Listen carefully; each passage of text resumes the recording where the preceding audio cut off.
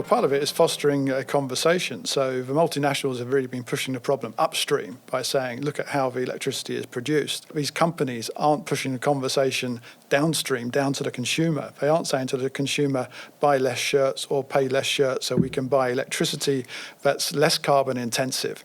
There's a competition there, right? So I think questioning the capitalist model is a whole different conversation. But I think that's going on right now, right? We're kind of, going from a shift to where things were produced just in time to maybe more collaborative models. So going back to the question of what governments need to do, first of all, they need to keep their people healthy, and there's been a big focus on that recently, and that's probably kind of pushed conversation away from the energy transition debate. But then they've got to look at, okay, how do we work with multinationals? Do we introduce, for instance, say like a carbon pricing, as Singapore has done? And then if you introduce carbon pricing, what does that price have to be? This whole point of sensible conversations, dialogue, transition over decades is really what's required, I think. There has to be more conversation at a sensible level that reaches a target that doesn't just. So you're saying there aren't enough sensible conversations even going on? Well, I think look at what's driving the debate right now. There's protests on the street. You kind of think, well, where does that get you?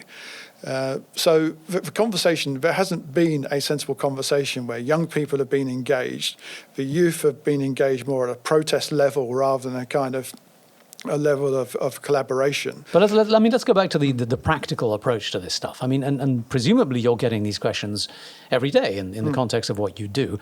How shall we plan our future? What decisions can we make? What are the low-hanging fruits for a CEO or a government leader to think, okay, 15 years from now, the world is going to be very different in terms of energy generation. What are the first steps that I need to make sure that I'm prepared for that future world? One of the things that gets talked about a lot is waste to energy, or as we call it now, waste to value. So, you can see in Singapore where waste is incinerated, turned into energy before it's put into landfill. So the amount of waste that's created is a big issue that needs to be tackled and can be tackled. But is there enough attention to this at scale? Are we seeing this as becoming a real thing? And is this something that not ordinary, but your average government or business can actually begin to think, okay, there are products, there are processes that I can now begin to put into place that will deal with this issue? Yeah, we're starting to see waste to energy. I mean, in Singapore, for instance, in Indonesia, around greater ASEAN region, you're seeing waste to energy. I think one of the important things that you just mentioned is scale. Scaling this technology is really important. And going back to what governments can do, in this part of the world, most of the infrastructure financing comes from the public sector. It's about 80-20. So the private sector is putting in about 20% in Asia as a whole. In the Western Hemisphere, it's reversed. It's around 20% public finance and about 80% is coming from the private sector. So how do you get more demonstration projects that actually show that you can do these things in the tropics, in remote locations, and then scale them up so the private sector can come in? Because let's face it, the private sector wants to do things at scale. It doesn't want to be financing a distributed energy plant, which might be a couple of megawatts on the side of a village, because that doesn't give you returns, and the risks, of course, are greater. But if you can portfolio some of this stuff, so you've got more projects at greater scale that can be financed. Unless you've got finance and energy working in harmony, you're not going to get to the climate goals that you're trying to achieve. What other trends are you seeing that governments, companies should really be factoring into their decision-making right now? Well, I think kind of one of the trends, just around energy transition is the need for skills. And you're seeing it in the UK now, reskilling people who used to work, say, offshore oil and gas into, say, offshore wind. So these plants, whether it's a solar plant, whether it's a wind turbine, they're going to need installing, they're going to need maintenance, they're going to need operations. So one of the things that needs to be done is reskilling people. And we're starting to see some of that emerge as well. So as developers are coming in, they're skilling up their own people. So a lot of this stuff, it's not going to happen by magic. Country wants to build its own solar plants, its own wind turbines with its own. It needs to create jobs. And so that's like a mega trend in this whole energy transition that we're starting to see. And the other area is just around finance, innovative finance. So Singapore Infrastructure Asia is based here.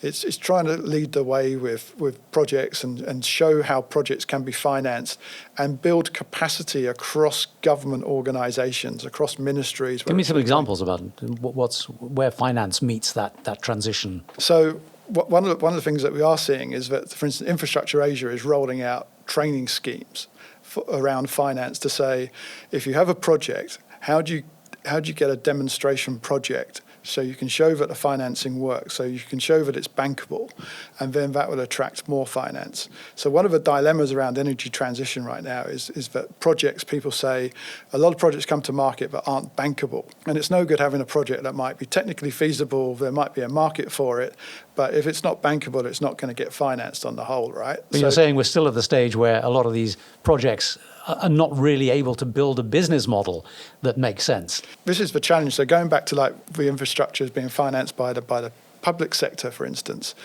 who's going to build these projects? So, the golden age of gas, for instance, never came because the infrastructure wasn't there. There's still islands in this part of the world burning diesel expensively for 6 hours a day and then having no energy at night because they've got no storage. Now, gas could solve that problem for them. Increasing renewables plus storage plus hybrid type systems as well could be part of a solution. But who's going to build that out? Who's going to take the initiative? Are the big energy companies like your Exxons, your Chevrons, your Shells, your BPs, are they going to invest in that technology? Are they going to take the risk? Who then should be leading it, though? I mean, the challenges, as you've pointed out, are manifest. But are you saying, therefore, that it can't happen without legislation? Well, in the UK, for instance, there now is legislation to get to net zero by 2050. So that's one thing to say how you're going to get there. But we are seeing legislation. We are seeing rules like, the IMO, which governs the shipping, saying that shipping will get to 2050. And so that legislation then starts to kind of set the target. And then how do you make that happen? So things, for instance, like, carbon taxes. Do carbon taxes just get put into the general revenue pool of governments, or do they get allocated to building out new infrastructure? I think the energy companies are doing a lot. The challenge there, though, is that at the moment, renewable energy, although it can compete with feed-in tariffs, and it's starting to compete even without feed-in tariffs with, say, coal, it doesn't bring you the returns that oil and gas does. And we're in a world where pension funds have been financed from dividends from oil and gas companies, which are going away. The dilemma for energy companies is, do we build out electric charging points across cities, across islands? But could it be a bit like broadband, where all the money is made over the top in software updates, in ride-hailing, in automated vehicles, in all these different systems? So the challenge right now for companies in the energy system is, where do you play? Where is the value? How do we get returns?